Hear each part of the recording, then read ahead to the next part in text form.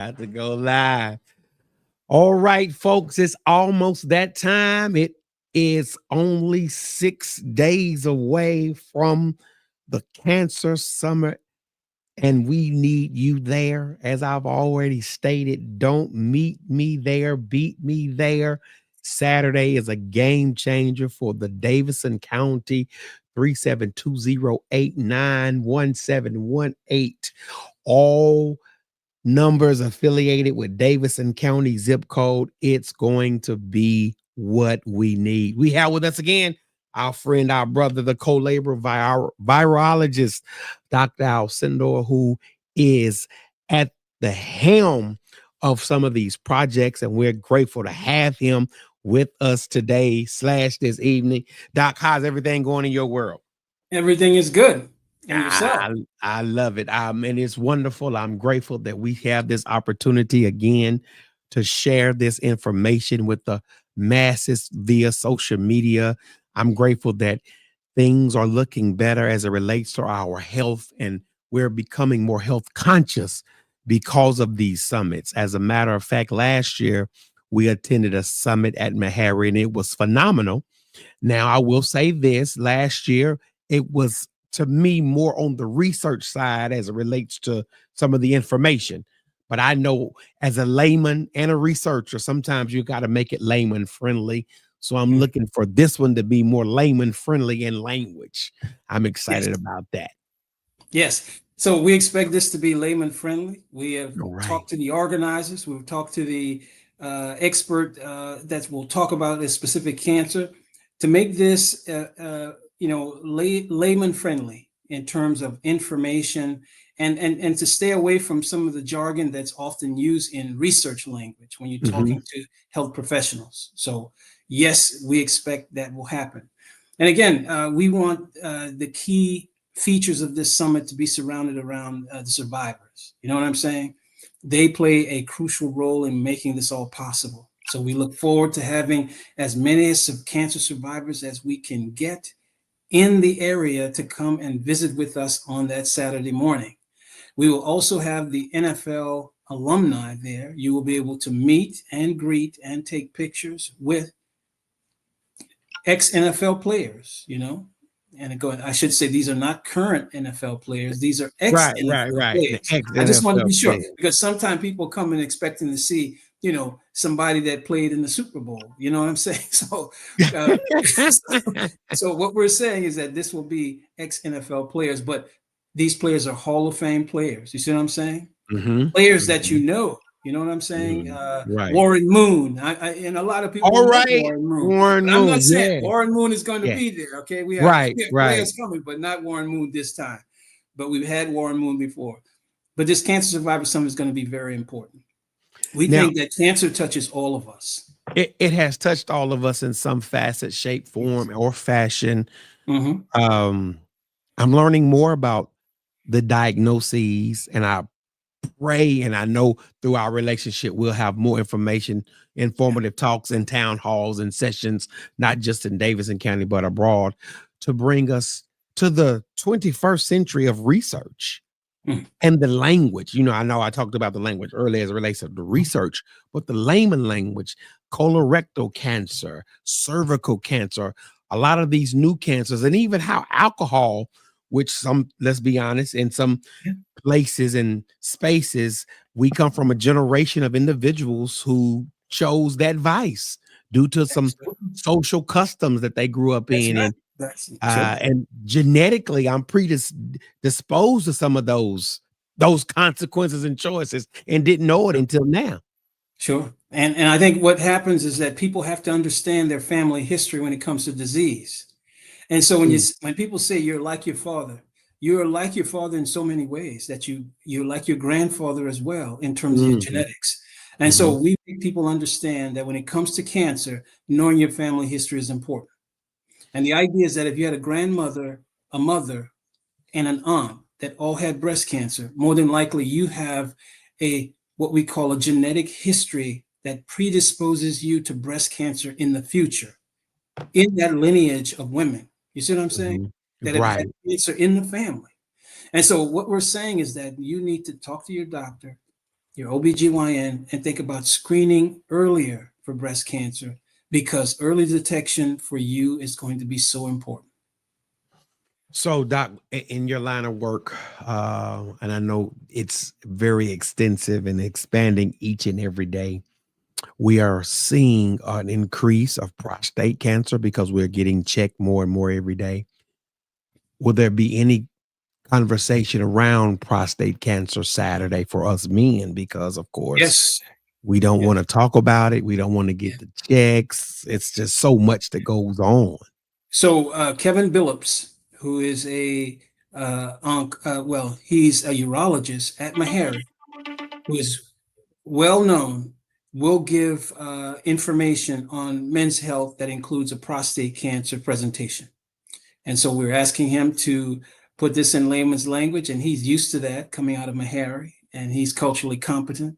And so we're excited about what he has to say. But just to give you a little bit about prostate cancer, again, men can have a genetic predisposition to develop prostate cancer with a father, a grandfather, and an uncle all having prostate cancer.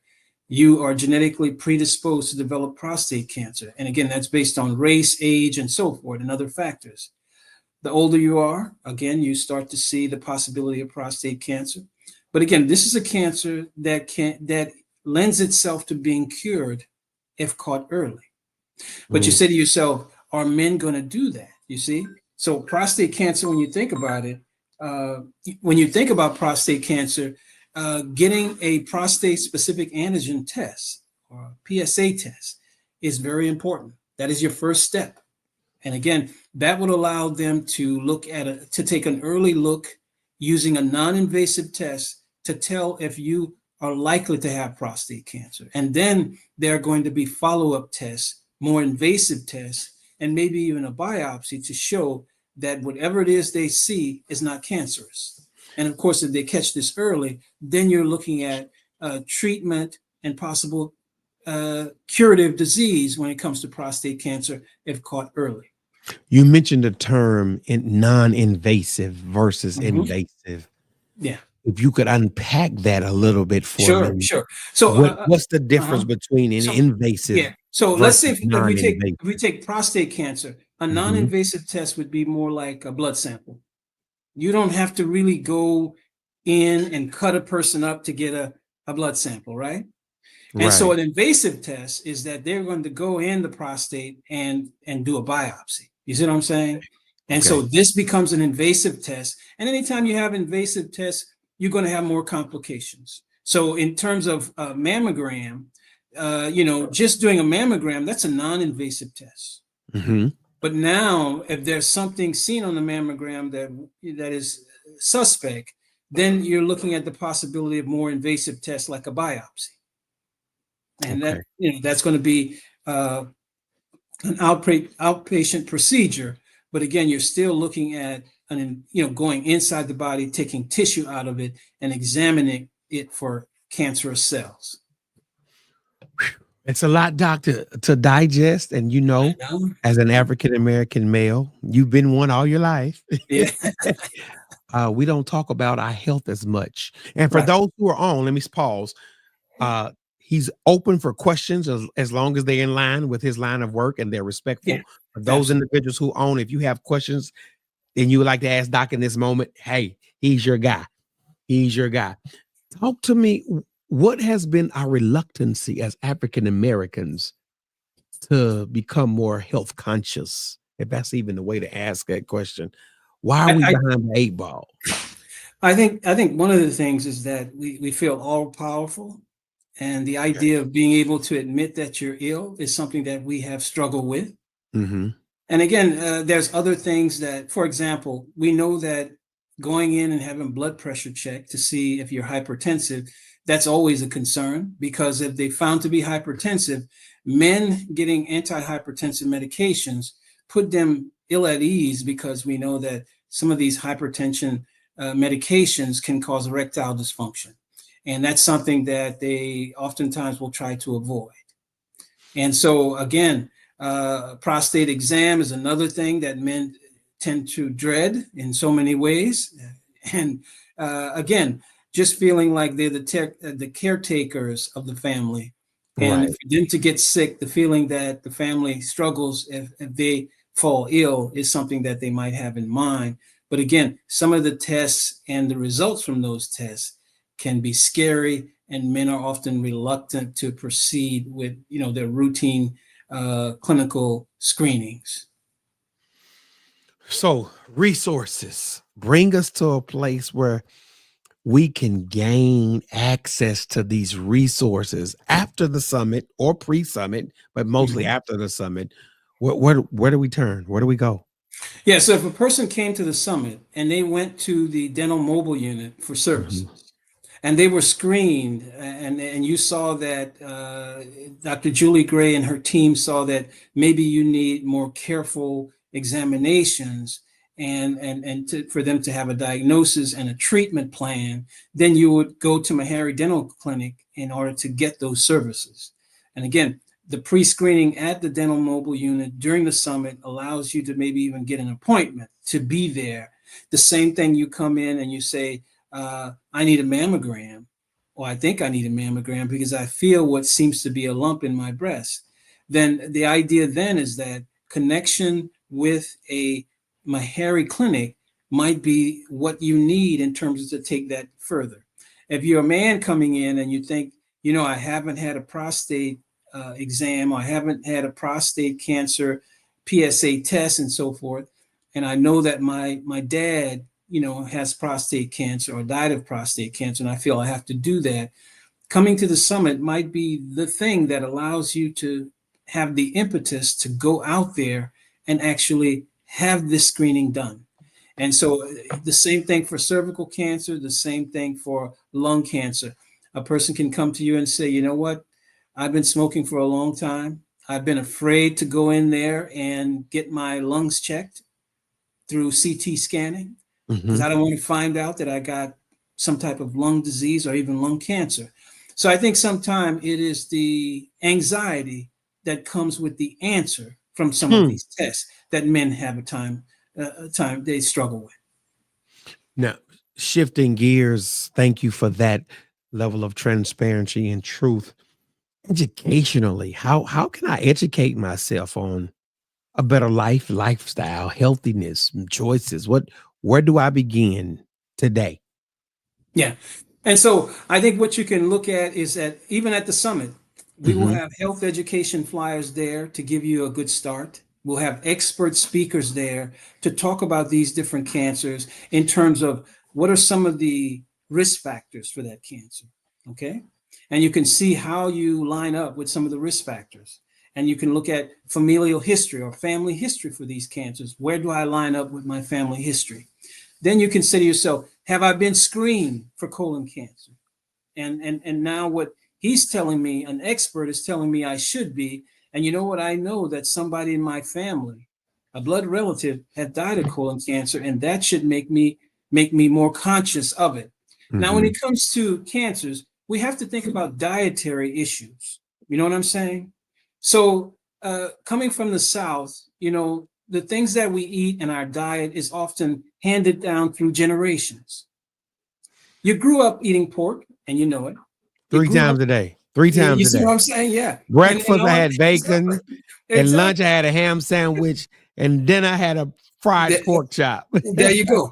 And so in the South, this is a way, what I'm saying is that eating is generational, diet is generational, and even poor dieting is generational. And what it does is that it could lead to poor health that is generational as well.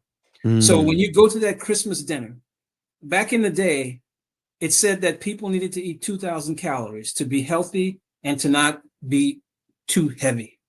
Right. That all changed. And now we're going over the 3,600 calorie limit. And now when we think about when we go to a fast food chain, or for that matter, sit down to that meal before the game, what we see is that a person is sitting down and consuming 6,000 calories at one meal. And so what you're saying is that I'm eating the equivalent of what I should eat in the whole day in that one meal. And the thing about it is that after the game is over, I'm ready to eat again. And now another 6,000 calories. You see what I'm saying? Then it's the pastries and all of those things. And now you're saying to yourself, I've eaten 8,000 calories here today, and I didn't get up out of this chair. And you're taking those 6,000 calories to bed with you. And then there's no activity in that individual for some time.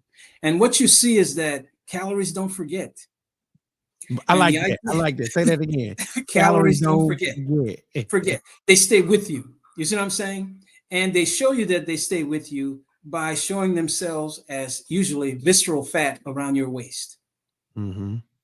And the idea is that a continuance of eating those type of calories over time, and at the same time, adding sodas that have as much as 45, 50 grams of sugar in it, over time, what we will do is we will eat ourselves into an early grave.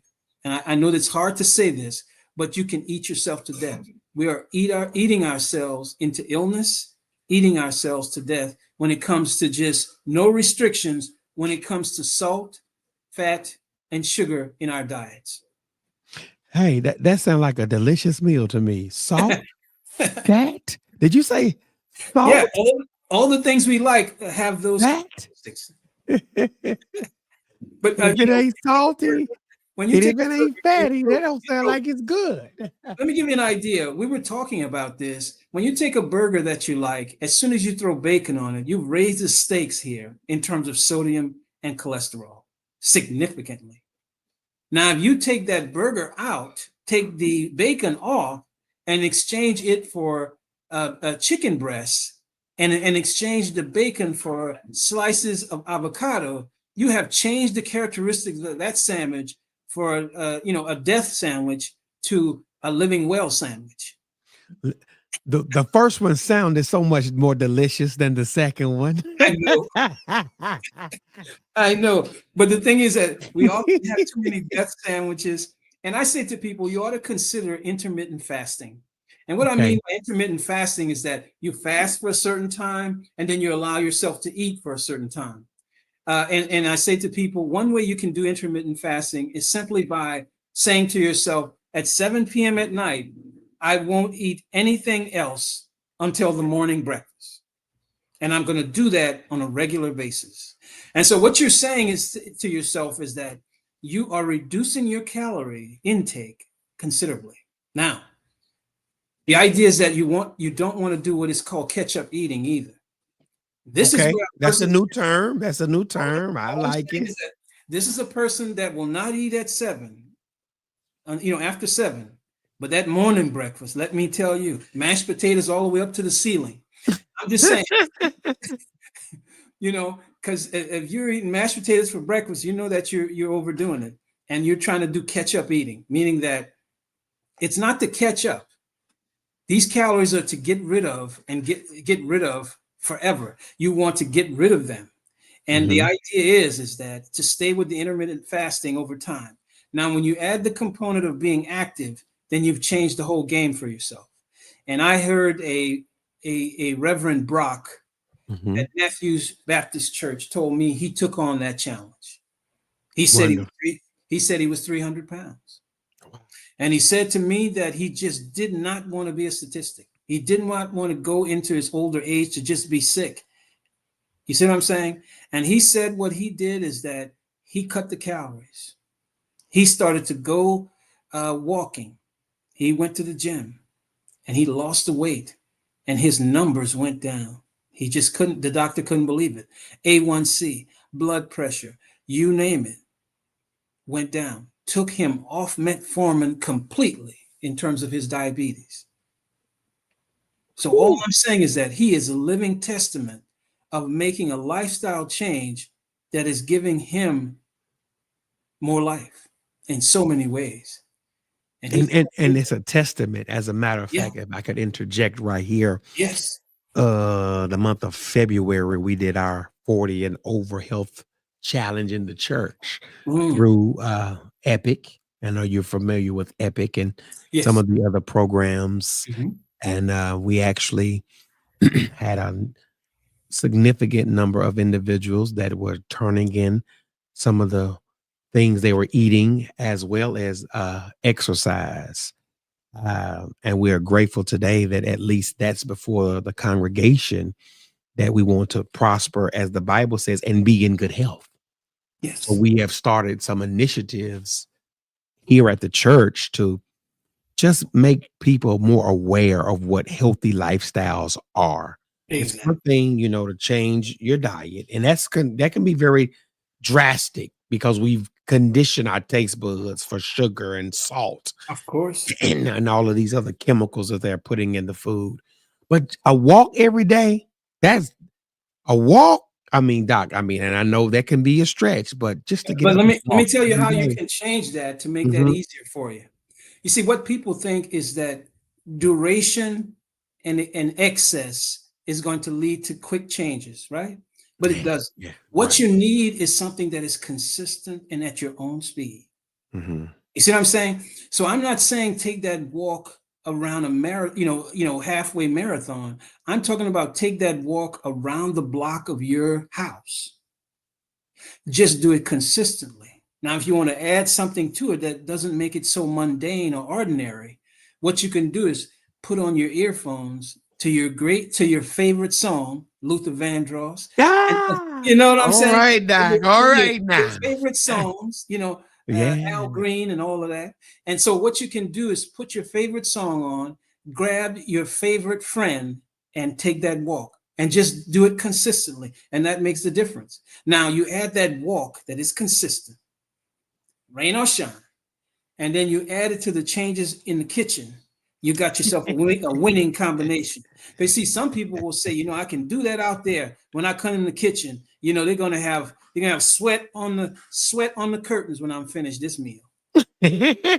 All, all I'm saying is that when you're with people, you eat a certain way, but when you're by Right. yourself, let me tell you, they got juice flying everywhere. But all I'm saying is this: I think that when you think about cancer, it's Mhm. believed that 90% of cancers are related to lifestyle changes. Wow. How Just about that?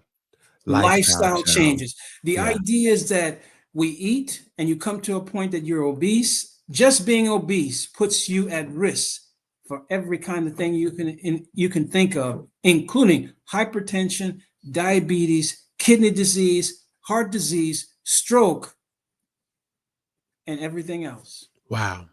Now, I don't want to switch gears, but I need to switch Sure, gears sure, because absolutely. I need you to help me understand. First of all, get to MEHARRY Saturday, y'all. 10 Yeah. to 2, get to MEHARRY. Mhm. Vaccination. Oh Help yeah, me, being a virologist and yeah. being who you are. And we were big on vaccines pre-COVID or at the beginning stage of COVID. I think we're falling off possibly a little bit in all communities. What can we do to promote a positive message around vaccination moving Right. forward?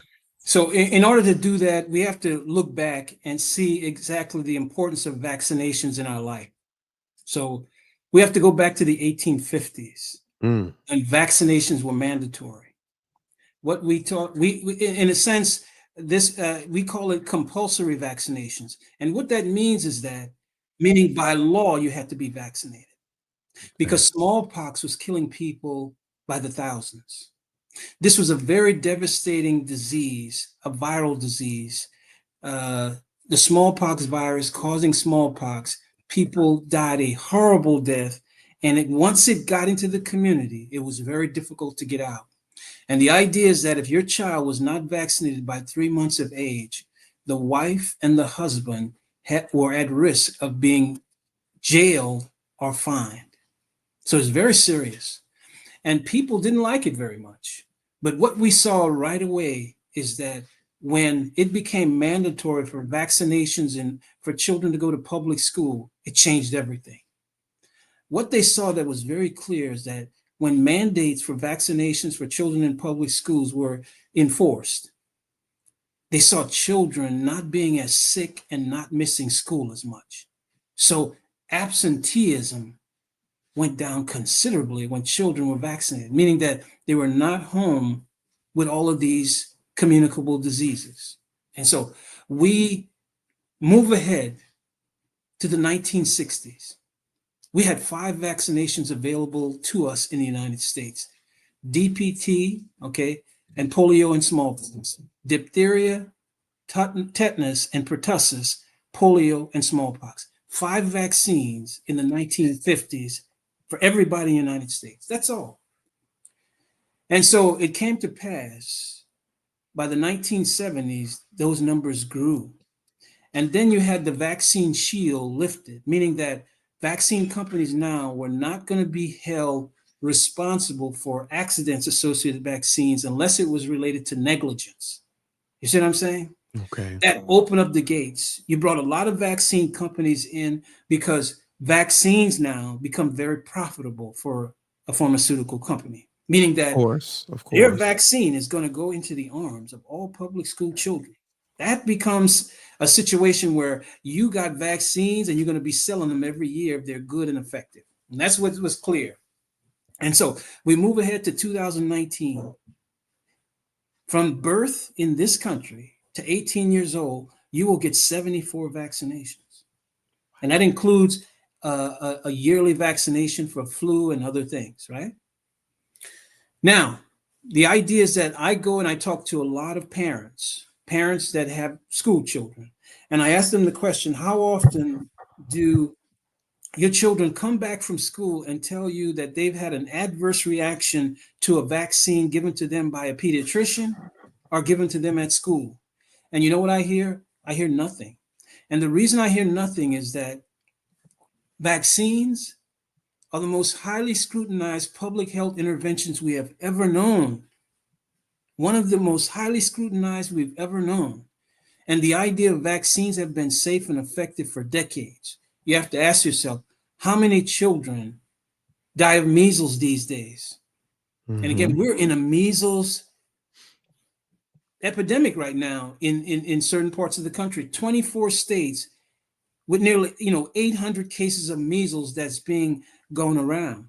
In the year of 2000, the United States has a measles elimination status, meaning that measles is not spreading profusely in this country at an alarming rate within 12 months. And so we're holding on to that. But this new measles outbreak is starting to challenge this measles elimination status. You have to go back to grandmothers and ask them, when is the last time you heard of children dying of measles other than this recent outbreak? Not very often. And the reason being is that vaccine has been in place since the 1963. Let me ask a question, and you're rolling. I love it when you get on the roll, Doc. You in the zone, like LeBron. Them, you in the zone. Give him the ball, he can't miss. The mumps. Whatever happened to the mumps? Yeah. So the idea is that the mumps is a virus that is very similar to some of the other viruses. It's called a paramyxovirus that the mumps belong to. Now, the mumps, I teach about the mumps virus in the dental school at MEHARRY because the mumps has a oral manifestation as well.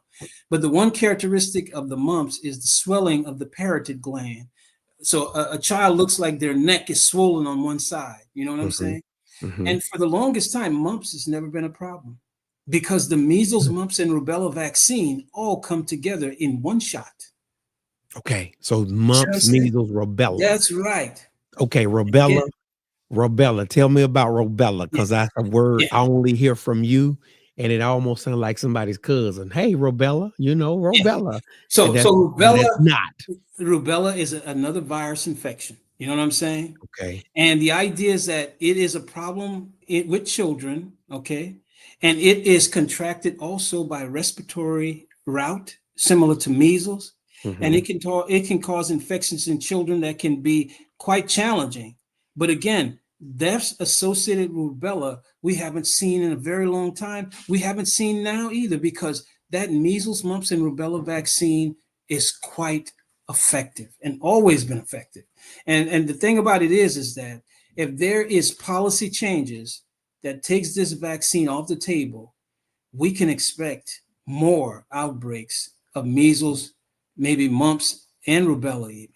And so this is something that we have to think about going forward in the future, is that will policy changes affect us in ways that will bring back communicable diseases that we've had under control for a very long time? Mm. And again, we've had changes in the federal government at the level of health and human resources and health and human secretaries that believe that vaccines may not be safe and effective, and question the effectiveness and safety of vaccines. And a lot of people are worried about that, because this is coming from a person that may not be wholly qualified for the position that they have, making those statements. And I think what you're seeing is that when a person at that level goes out and says to a community, you should probably take vitamin A as an intervention for measles, it is very clear that vitamin A is not a treatment for measles.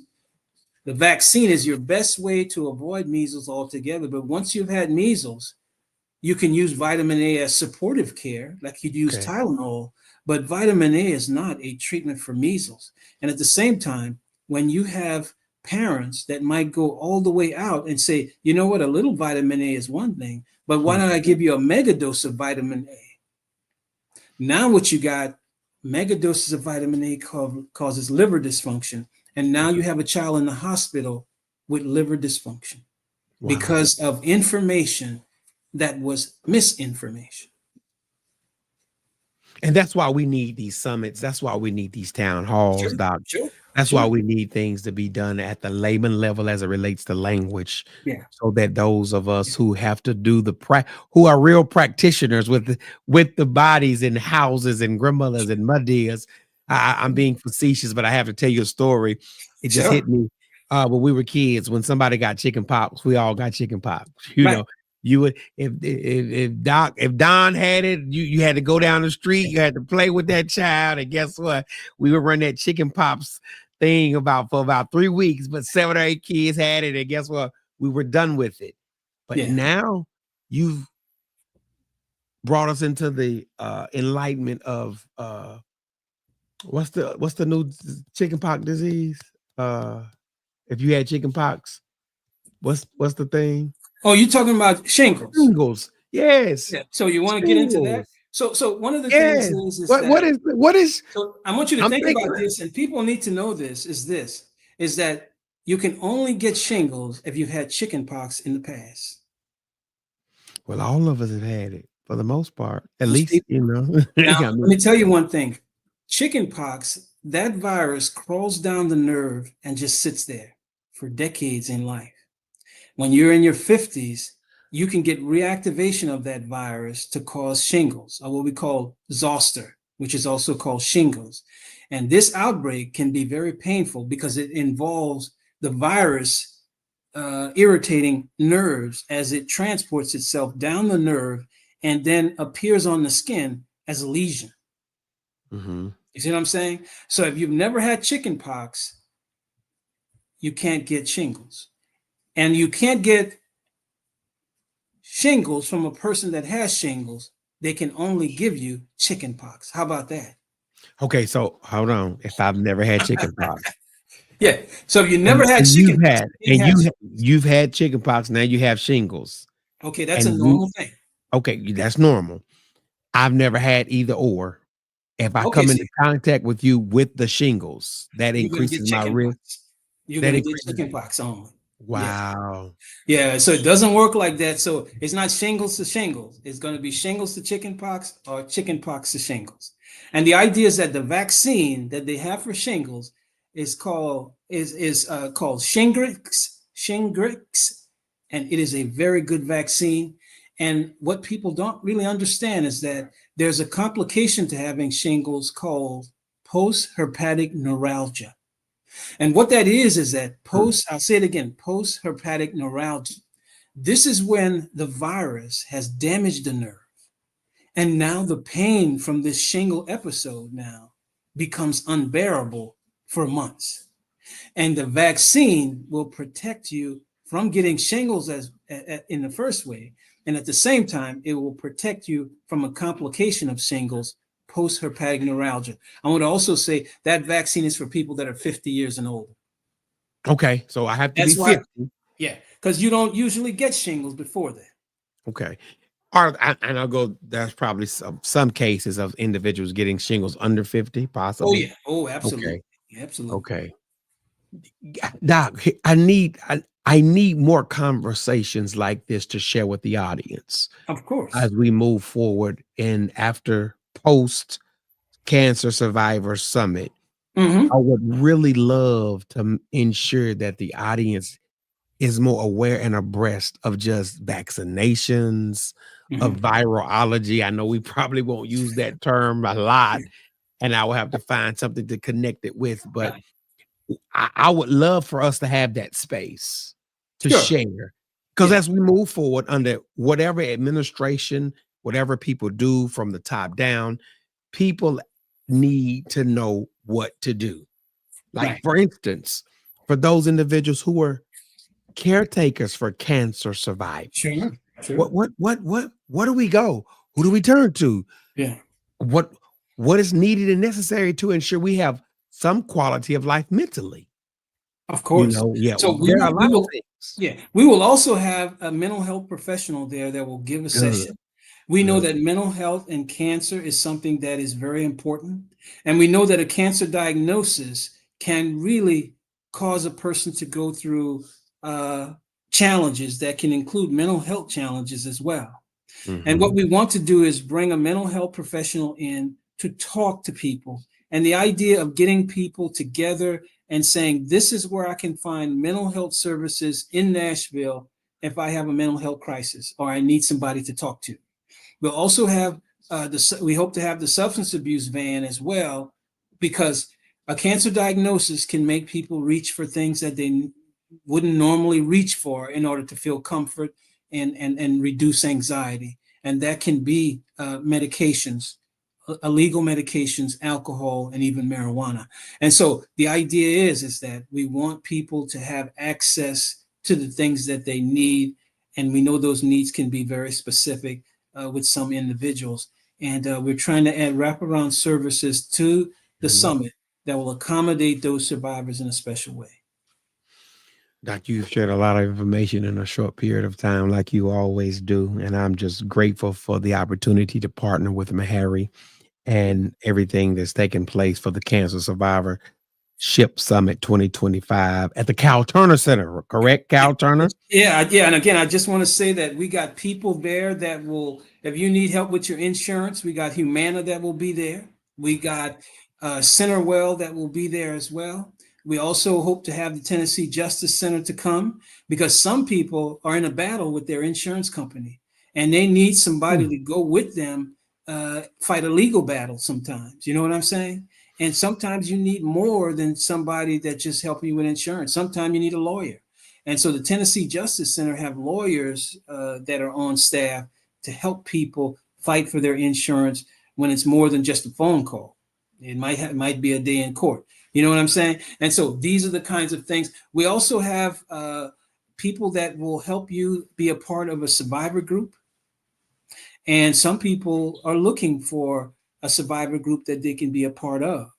We also have the Tennessee SEAL program that will be there, providing information on comorbidities that cancer survivors and caregivers and participants might have, that include things like hypertension, diabetes, hypercholesterolemia, stroke, cardiovascular disease, kidney disease, you name it. We have health education flyers and we have people there, volunteers to help with. We have a number of other wraparound services there. And of course, the NFL, again, I say will be there. They will have a listening sessions. We expect that, the first group of volunteers, we hope that come early. We hope to have gift cards for them when they get there. There will be a listening session by the NFL players. And the participants in that will have to be only males. I want to say that the NFL is doing a colorectal cancer study and they're having a listening session. And this cancer study has to do with colorectal cancer in males. And the idea, this was specifically African American males, but other males certainly can be there. But it is for males, and we hope they will get a gift bag when they complete the listening session. They will be able to meet and interact with NFL players as well. And so we're very excited about all of this. We have Gilda's Club that will be there as well. We have people that will provide information on them about survivorship as well. And so just a number of different services, and you showed it on the screen earlier. Yeah. So we're very excited about all of those. So when you get the flyer, please register as soon as possible. And then at registration, we're going to ask you to take a survey. And so the first group of cancer survivors that come, register, take the survey, we will give a $25 gift card to those survivors up to a certain point, as long as this gift cards last. Okay. And okay. So, right. Throw that disclaimer, as long as they last. But as long register as survey. Let's put that on there. Register and survey. Yes. Then you're eligible. Now, if you go to the NFL put that up here alumni session, then you will get a gift bag there. Okay. Fill out the survey. Register and survey. Register, then take the survey.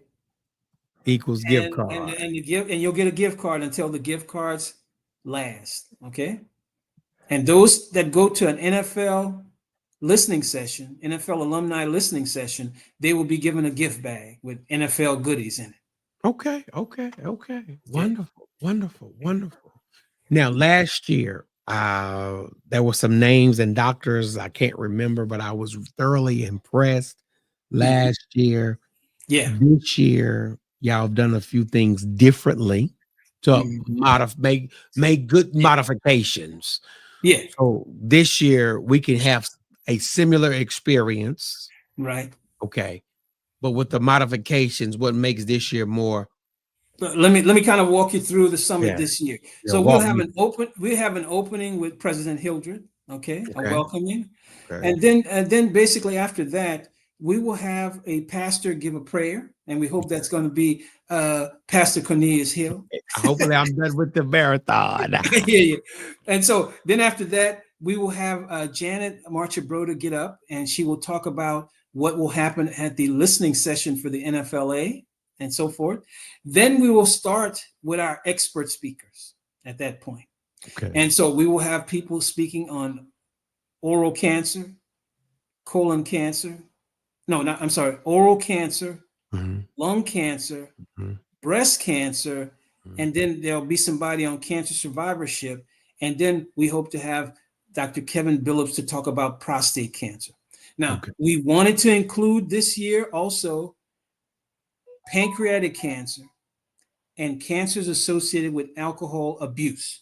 Those are two other cancers that we plan to include this year. Now, because we don't have time on the existing agenda, we're going to provide cancer materials to people on pancreatic cancer and cancers associated with alcohol abuse in a handout that would be given to cancer survivors. Okay. We just don't have time in the schedule of the agenda. Right. So we're going to have to give them that information as a health education flyer on pancreatic cancer and cancer associated with alcohol abuse. And we say alcohol abuse because we know that alcohol in moderation can have health effects. You know what I'm saying? Especially things like red wine. A glass of red wine daily has been shown to have some beneficial health effects. But we're talking about four glasses of hard liquor in one day. You see, this is the thing where when alcohol is being abused, then there's detrimental effects to the body. And some of those detrimental effects can include cancer. And about 6 different cancers are associated with alcohol abuse. And it has to be to do with metabolism of alcohol producing toxic chemicals. And of course, the induction of estrogen after consumption of alcohol as well. And of course, the combination of alcohol and smoking can make either one even worse for an individual, because we know that some people smoke and drink at the same time. Now, you said something, and I have to ask a question here. Sure. You said the increase of estrogen with alcohol abuse.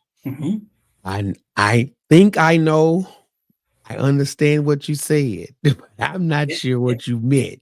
So the idea is that help unpack that as a man who's been drinking excessively over the years. So the idea is this: they've seen estrogen levels increase in people that drink excessively, and that also includes women.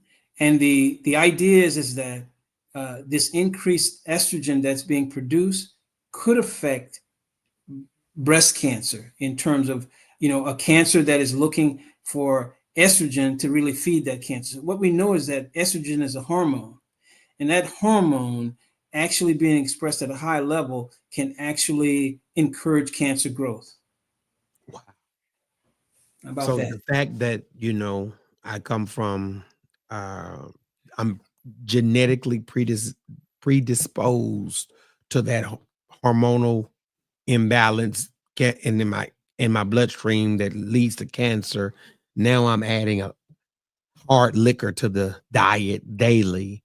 Yeah, so not necessarily that you have predisposed as a male to breast cancer, but I want to say this: men get breast cancer too, right? And the idea is that men get breast cancer.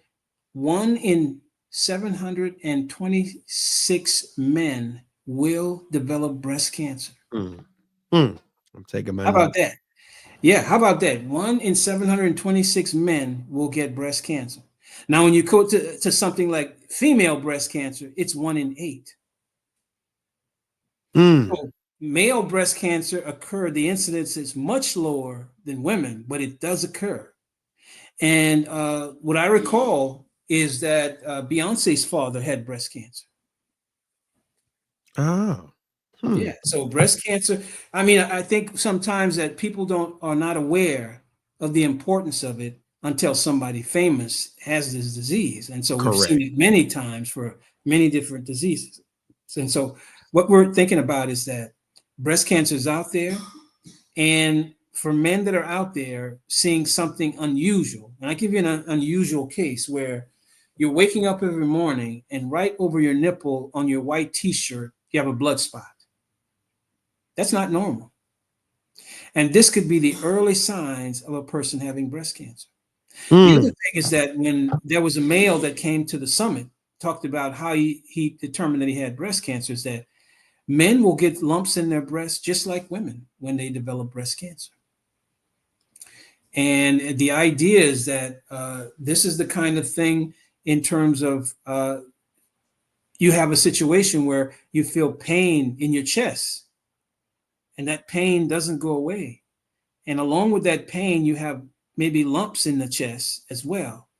Then now you have to go to your primary care provider and take the next steps in terms of being screened for things like that. Now you go and then have an MRI done, or and you start to see tissue that shouldn't be tissue where it is that it shouldn't be, then you've got a potential problem. And so this individual that had breast cancer had to go all the way to the level of biopsy to be sure. You see what I'm saying? And now you're going through surgery, radiation, and maybe even chemotherapy as a man to treat yourself for breast cancer. I was at the Nashville Senior Expo this past week, and the lady that was sitting next to me in the chair, she told me that she had a friend, her husband had a friend that died of breast cancer. A male? A male, and it was very aggressive. And it turns out African American males and other males of African ancestry have the worst prognosis when it comes to male breast cancer. So when you say that, let me pause. Let me. African ancestry. Gotcha. Okay. Jamaican. You see what I'm saying? All of those things. You see what I'm saying? So that's African ancestry. Interesting. Trinidad, Jamaica, Haiti. This is all African ancestry. Black African Americans. You see what I'm saying? Right. And that's what I want. Higher incidence. Yeah, higher incidence. And when they're diagnosed, they have the worst prognosis as well compared to white males. Wow. I was with an individual whose blood pressure was sky high, and they felt absolutely normal. Fine. Yeah, I know. Could you put some context around that? Yeah. So the Please, idea is before we that get off of here. Like you hypertension doesn't really cause any overt symptoms until it okay. gets too high. Now, when hypertension gets to the point where you have a systolic pressure of 180 or above, you're in a condition called hypertensive crisis. Now, hypertensive crisis puts your blood pressure so high that you could start to feel faint or dizzy. That's the only time really that hypertension will give you symptoms. The other symptoms are the consequences of hypertension, and that is the stroke and the heart attack. And again, that will come on you very suddenly. You see what I'm saying? It will come on you very suddenly and take you by storm. And like I was saying, I talked to some people in MDHA housing. They were playing cards, right? And one of their friends started to slide down the wall very slowly until they hit the floor. They thought he was joking around, right? He was having a stroke and nobody could help him. They just sat there and watched him and didn't realize, but he was having a stroke. And then they finally called 911 for him. He's recovering from that stroke. But I went over there and gave a stroke workshop to help them understand some of the symptoms and behaviors of a person that will have a stroke. When you have a stroke, suddenly it comes on you. You may lose mobility in your arms, hands, or legs, or whatever. You may lose the ability to speak. You see what I'm saying? And you know, your eyes may become fixed. You may be in a state of confusion. For that matter, eyesight can be blurry and things like that. So there's things that come on you when you're having a stroke that can be quite serious. And so the two types of stroke is when a blood vessel is blocked. You know what I'm saying? And then there's a hemorrhagic stroke when a blood vessels in the brain burst. And those are the worst kinds of stroke. There's only, they represent only 10% of strokes, hemorrhagic strokes, but they're more deadly because you have a bursting of a vessel in the brain. There's bleeding on the brain, and this requires surgical drainage of that blood on the brain and then repair of that vessel. And of course, the follow-up then becomes medications that are blood thinners that put you at risk for other things as well. So you have to be careful when you're taking these blood thinners, because once you get a serious cut, you might need the emergency room to actually close that cut because you get profuse bleeding using that medication. Right. As a matter of fact, one of our pastors in our an association, he had some health challenges and had to take blood thinners, and the doctor strongly suggested it. He even just chilled from preaching for a minute. Yes. Just chill out, bro. Just chill out. Yeah. He said, because he said if he hit his knee, or like you said, he could cut himself just a nick, he could bleed to death. Seriously. I'm like, huh? So and the thing is that you're playing around and you cut yourself in the mouth and taking these blood thinners. That may not stop bleeding. You see what I'm saying? Meaning that you may have to go and have this sutured and close that lesion because it just won't stop bleeding. And so that can be a problem when you're taking blood thinners like warfarin and things like that. So yeah, hypertension don't give you symptoms, and that's the worst thing. It's called the silent killer, and it really is. And the problem is that when you look at the new guidelines for hypertension, you're looking at African Americans 18 and older, 55% of them have hypertension. I'm going to say that again. 55% of African Americans 18 and older are hypertensive. That's more than half of Blacks 18 years and older that are hypertensive.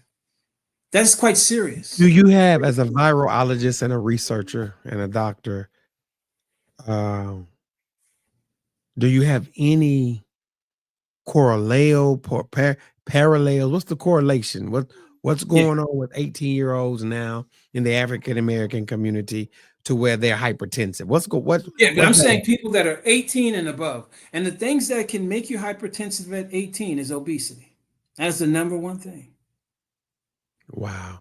So let me say this. We see quite a bit of that at 18. Listen, as an educator, y'all, for many years, I was at one particular school, that's not far from anywhere. That's all I'm gonna say to keep it private. And the breakfast of choice at this particular school was hot Cheetos and Takis and Fago. That's what I'm saying. These children would wake up 7:30 drinking 63 grams of sugar, In the eating soda, yeah. Cheetos and hot Takis for breakfast. Yeah. And so what happens is that, Pastor Hill, is that they take that lifestyle to their adult life as well, meaning that they have a taste for it, they like it, and they're going to continue to eat fast food as they grow as an adult.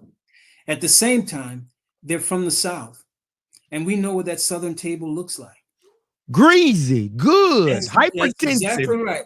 And high it has all the ingredients for diabetes. high cholesterol. Absolutely. It has the high salt, fat, and sugar. That combination together will give you the things you don't need. And that is to be hypertensive, to have diabetes, and to have hypercholesterolemia. Those are the three evils that put you at risk, not simply for a stroke or a heart attack, but it just basically an early death. Doc, you know what? We've been on almost an hour. You know how you and I can flow. Problem. No and problem. And I'm gonna play. We're gonna boost this all day, every day. Doc, would you just make an appeal to the community why we need this education? Yeah. And so when we think about it, they need to hear it. So when we think about, if you think about all the people you've known, and at the same time you think about all the people that have passed away in your life, there are three things that 90% of them will pass away from or have passed away from. And that is cardiovascular disease, that includes stroke and other issues with the heart, cancer, and complications of diabetes. 90% of people walking around with black skin are going to die from those three things. And so the idea is that this cancer survivor allows you to learn more about the second leading cause of death in the United States and protecting you from it. You see what I'm saying? And we want to emphasize that cancer survivors are those individuals that have been able to be diagnosed with cancer and are still in an active battle with cancer. And we want to support them at this summit. This summit will bring in a number of expert content providers for different cancers, and we'll explain that information in layman's terms to people. We will also feature a number of survivors that will talk about their journeys with cancer, because cancer never leaves you as a person diagnosed with cancer. You can be in remission and cancer can come back. And that's why cancer is a life journey. You see what I'm saying? As a matter of fact, my daddy's brother, his cancer, he went into remission. All of a sudden, guess what? What do we get? Metastasize? Yes, metastasis, where the cancer can spread from one place to another. And of course, it's usually we thought it was gone, but it went from one to the liver to the lung or something. Yeah. And so when it's doing that, then what you're looking at is targeted therapy for the cancer or immunotherapy. You know what I'm saying? Because now the cancer is systemic. It's not localized. And so now the whole body has to be treated. And so chemotherapy, these immunotherapies, they're very invasive in terms of causing you a lot of side effects, that's for sure. And people are still trying to work out some of the side effects. But what you're looking at is side effects or mortality. That's what you're looking at. Side effects or death. And what you're trying to do with these, I would say, innovative and very aggressive technologies is to buy yourself time when you have cancer that has metastasized. But again, there have been people that have been diagnosed with stage 4 cancers and have made it back, you know what I'm saying, from stage 4 cancer and are still surviving as cancer survivors. We want to also tribute the caregivers of cancer survivors. These are special people. We want them to have a special day on the 26th of April. We want them to be recognized for what they've done, the sacrifices that they made, and we expect to basically support them in a very special way. We want all our cancer survivors to sit together, to be in in community with one another, and to be able to talk to each other, and to be able to share the circumstances that they have together. And so this is something that's important to us. We have a lot of people coming. We have this will be a teachable moment for us as a community. And we'll have people that will share some of the most deepest thoughts that they have about their cancer journey. And we want people to appreciate that. And we want to continue to do this for years to come. And listen, folks, I'm not originally from Nashville, so I'll see a lot of my family and friends from back home that's on here, that's in the rural part. I have spoken with Dr. Alcendor, and we would love, I know he would love to take some of these summits to the rural as well. No question. And, yeah. Some of these people are living 80, 70, 80 miles away from here, at the southern border between here and Alabama and Georgia. Dr.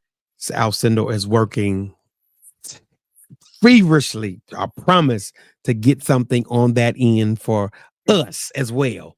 So sure. Just hold, as old folks say, hold your horses. There you go. We want to establish relationships and establish community engagement with CBOs, okay, community-based organizations that are in different areas throughout the state of Tennessee and beyond.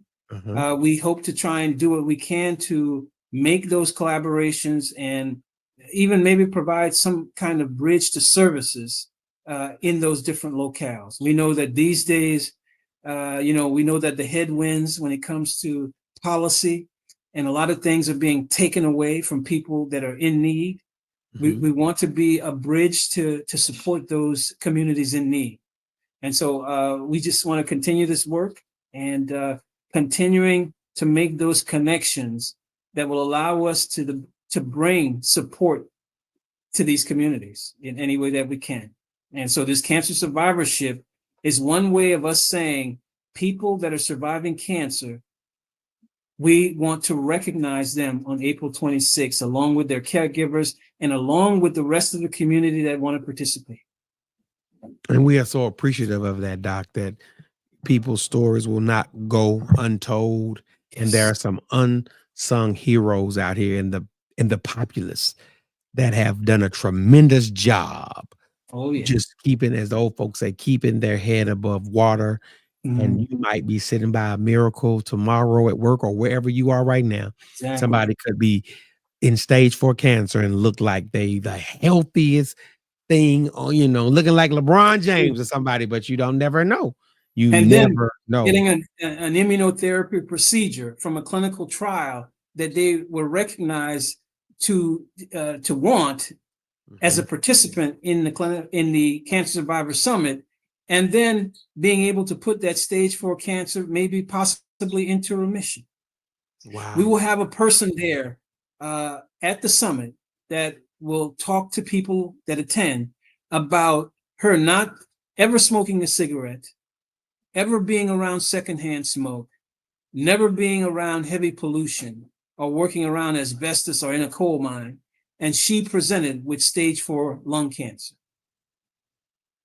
Very difficult to hear that, but she will tell us how she's doing, how this diagnosis really took her by storm, by surprise, and what she's doing now to just keep going through her survivorship experience.